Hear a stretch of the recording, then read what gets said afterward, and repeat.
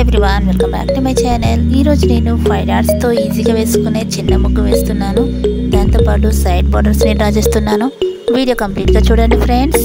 నేను వేసే ఇలాంటి ముగ్గు మీకు నచ్చినట్లయితే ప్లీజ్ కింద కామెంట్ సెక్షన్లో తప్పకుండా కామెంట్ చేయండి. మీలో ఎవరైనా ఫస్ట్ టైం నా వీడియో చూస్తున్నట్లయితే సబ్స్క్రైబ్ చేయడం మర్చిపోకండి ఫ్రెండ్స్.